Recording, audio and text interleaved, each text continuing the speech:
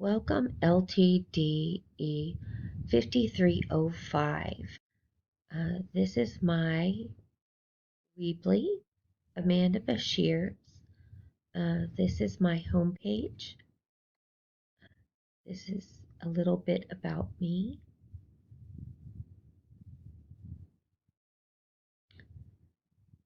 Starting off with my profile, or my portfolio, I would like to address the first question, which authentic assessment piece was the most meaningful and why.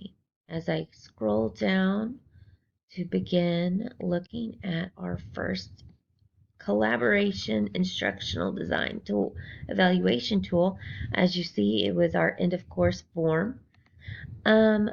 I said the most meaningful piece for me was creating the subject sampler where students analyze the real world problems related to our play-based education. It was meaningful because it connected academic concepts to practical applications, fostering critical thinking and collaborations between students. I really feel like that was a great source. As you can see here, I have it. In fact, I'll look at it right now. The subject sampler was a unique way to engage the students in higher order thinking with creative digital online activities. I use two very similar theorists in the world of early childhood that both have ideas on play-based approach to the child development. And then I wanted my students to find differences and develop their own play-inspired ideas for classrooms. It really was a great new way to reach students. And as you can see, this is my subject sampler, play-based literacy. I have my first Regilio Emilia, which actually is the name of a town, and their approach. You cannot do Regilio Emilio anywhere else but in this town. You can do inspired by, just a little fun fact. Then I also had a little fun discussion board that I created for my students on Padlet. Then we have Montessori. We have lots of Montessoris around, but Marie Montessori is actually the founder of those theorists. And these two are very similar, however, very different. And that is one of the key things that I want in my students. Again, this is a different, and I actually had to have a Lincoln Leno to log in, and my students would have a login, sorry. But yes, they would have a Leno as a sticky note pad. You add a sticky note. It's really cool. It's free to teachers if you ever need to know about it. It's really cool. Secondary, it's a great way.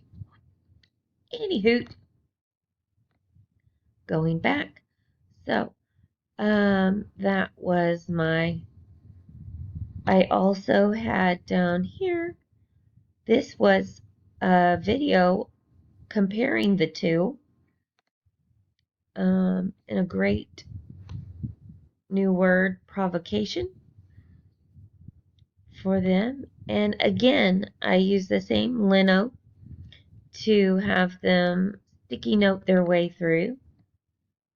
And then I love this Instagram lady. She has a great ideas for play-based centers in her preschool classroom. When I was a preschool teacher, I used her inspiration all the time. And I loved reading this book for my pre-K kids. Vincent Paints His House. The best. So, and it went great with when I did a whole art lesson, and we did this in my classroom. There's my conclusion. Going back to my portfolio. Excuse my puppy. He's gonna give us a little serenade here in the background. Going back up to my Pinterest board. As you can see, here is my Pinterest board. This is where it all began.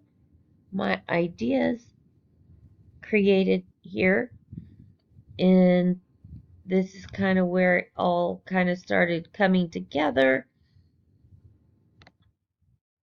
And then how did the creation of this assignment impact your views regarding the importance of authentic assessment? Creating this assignment deepened my understanding of how authentic assessment empowered students to apply knowledge in a meaningful context. It reinforced the importance of aligning assessments with real-world skills to make learning more engaging and relevant. Here in my web quest, I loved creating a web quest, by the way. Here's my early childhood web quest, my introduction, my tasks. I love resources. These are the little resources they had. I had a little video tutorial on how to do Canva where they could create their video. They had some websites here that they could use. There are little lesson templates that they could use.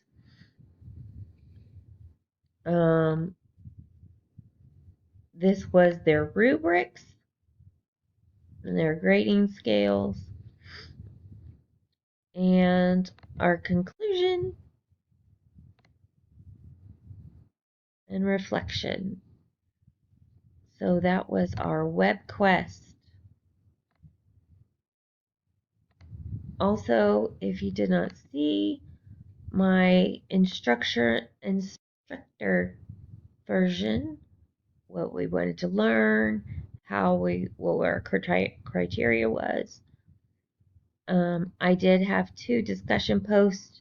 This was going to be over a 2-week time period because I was asking quite a lot of them. I wanted them not only to create a lesson, but I wanted them to create a video over 2 weeks.